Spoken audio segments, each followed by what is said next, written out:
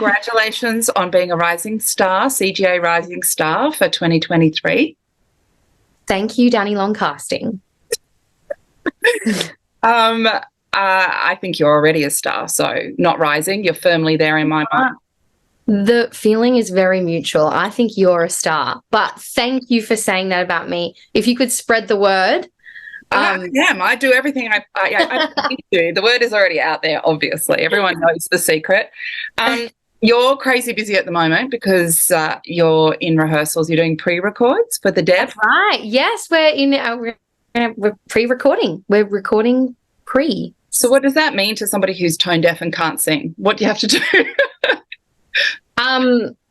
So basically, I'm actually learning this process as we go as well, because I've never done a movie musical ever in my life. So I'm learning as we go. And basically we are pre-recording. So we're recording now for pre-shoot the songs that we're going to be singing during the movie, so that we can like act and sing along, and the choreographers can choreograph, and the music that's still being worked on can still be worked on. And we're in a room with some amazing people who are doing wizard work, and I just get to sing there and go like this all day. I feel very grateful because I don't get a lot of opportunities to be in a recording studio, and that was kind of like, I guess, my dream when I was little. And now I'm in this booth and I'm working with some of like the coolest people ever in Australian like music recording history, and also just like Broadway history, and then Australian film industry. Like it's very pinch me moment kind of every day, which is cool. When you said it's been a dream since you were little, so at what age did you realize you could sing and that you wanted to be a performer? Was that like when you were an embryo, or a little bit more evolved than that? Well, I think as an embryo, I did actually come out singing, which is sort of the story my mum tells, Sue, bless her. She says that I was singing before I could talk, which I'm sure was really annoying to my entire family. And I sort of have memories of my siblings bullying me to shush all the time. But I've been singing since I could remember. I think it was The Wizard of Oz that set me off. I was like, this is awesome. I like this. And you went to AIM how old were you when you went to? Yeah, I was 18. So I'd like freshly finished high school and moved to Sydney. And I got into acting when I was in high school. I didn't know about it. And I actually didn't really know that it was kind of like a career. And I know that sounds really weird to us who's like, it's our career now. But like when I was little, I really didn't think that was a thing that I could do. And then I won a Bell Shakespeare Performance Scholarship, Regional Performance Scholarship. Right. And I got to, that's truth. And then I got to come up to Sydney, and it was very cool. Like they paid for our petrol, and my mum and I got to stay in a hotel. It was very we were like, ah! And I got to watch rehearsals for a week at Bell Shakespeare Company. And I was like, these are adults like playing around like we do in drama class in school, and it's their job. Like that's the coolest thing ever. And when I was there, I met someone who suggested that I look into AIM because my mum was like, she also likes to sing. And she said, what about musical theatre? Have you ever thought of it? And I really hadn't. And I was like, a triple threat. Yeah, well, I was like, drama, music, those are my two favorite things. Let's smush them together and try to do it all at once. I want to talk about after you graduated, because you went on and got the lead role in Muriel's Wedding. Yeah. Muriel. Yeah. How was that audition process, and how did you, was that? It was crazy. Yeah. It was so wild. So after uni, I graduated and I worked in retail for about 4 years, and I was unrepresented. So I actually was with an agent, and they let me go because I wasn't getting any work, which is fair enough, that happens. But I really wasn't getting any work. I couldn't be seen by anyone. No one wanted to see me. I wasn't getting any auditions. And actually my best friend, she got an audition for Muriel's Wedding, and she was like, you have to do this, you have to audition, you have to send in a tape. And so we filmed a self-tape, I got a friend to put down the music and filmed a self-tape and sent it straight to the casting director, Lynn Rutherford. And she, by some divine miracle, watched it. And I got an audition, and I went in and I sang Don't Stop Me Now from Queen in an Australian accent. And then I got a call back, and I think all up I did around 8 callbacks, and got flown to Melbourne and did a few in Sydney, and like all the while I was pretty like, nah, this isn't gonna happen. Like, yeah, surely not. Surely they're just trying to figure some stuff out. Like, surely it's not going to be me. And then I got a call from Lynn when I was at work stacking board shorts and putting up Havianas on the Havi wall, and she called me and she was like, "You got it." And I was like, nah, that's insane. And I cried on the floor of Westfield East Gardens. So after Muriel's, you made a jump into television because you are a right? And you had the lead role of Diana in Aftertaste, and you were extraordinary in that. Your comic timing is second to none. She's an adorable character.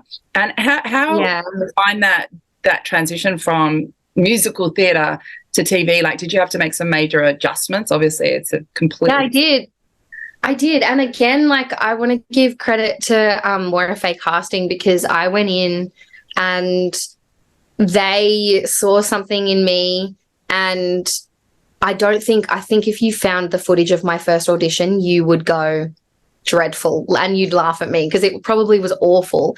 Yeah. And I really didn't know what I was doing, but they kept sending me notes saying, like, I think we know Natalie can do this. She's just not quite. Try this, try that, try this. And I, again, it was quite a grueling audition process, but it was because they saw something in me that I didn't really see in myself, and they helped me a lot. And I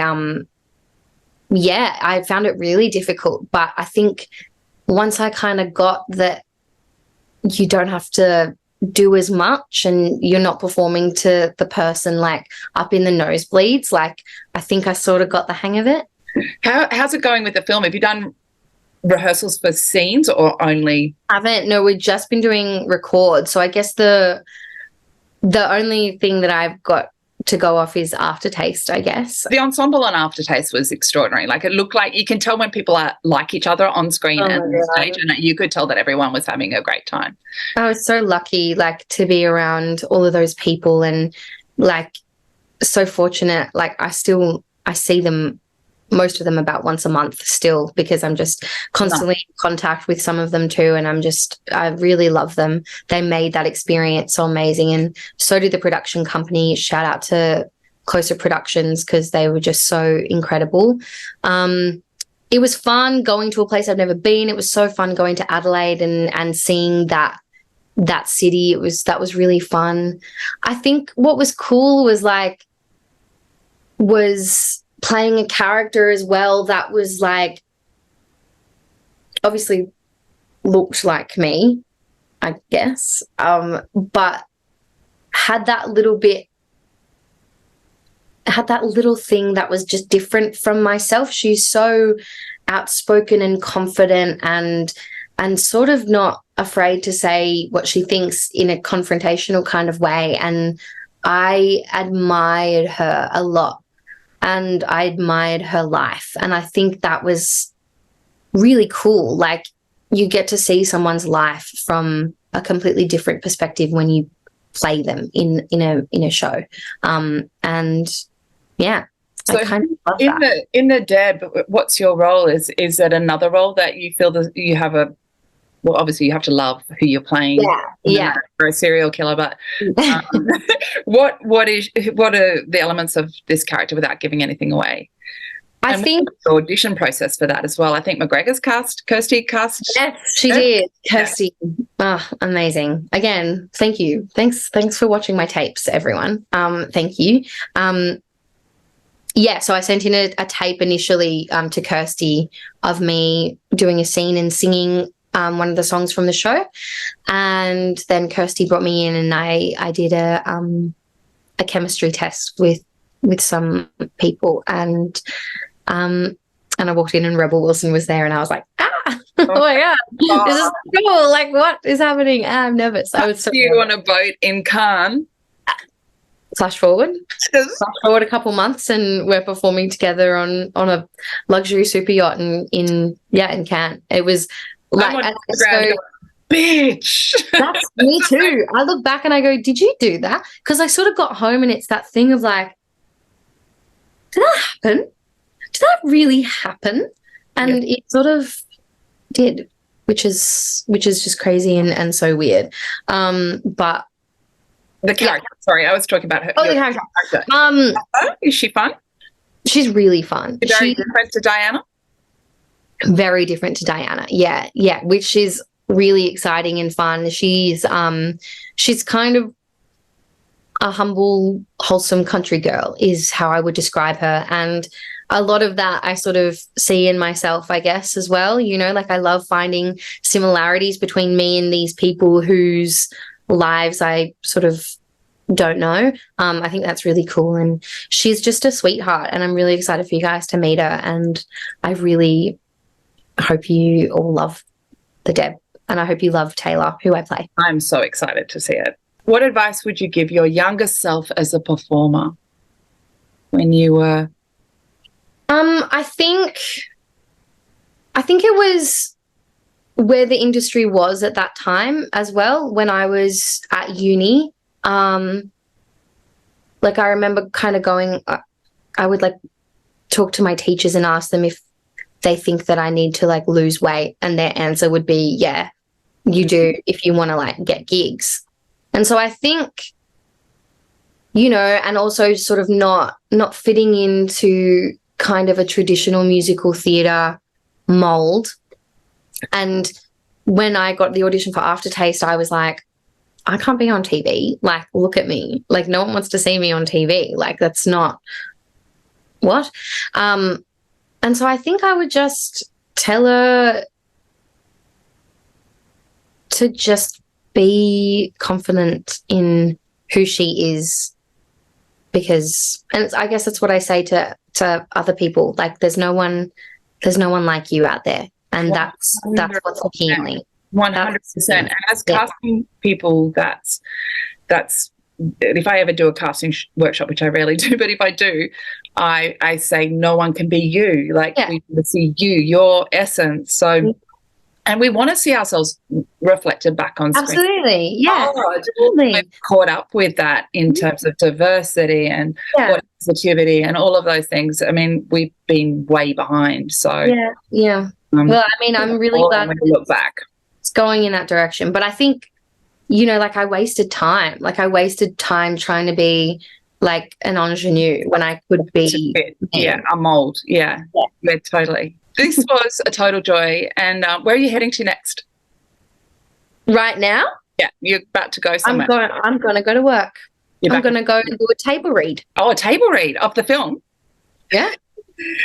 Chookers. Have fun. So thanks for squeezing me in. I know that this was really tricky. It's hard. No, I'm just truly just so obsessed with you, and I love having an excuse to talk to you.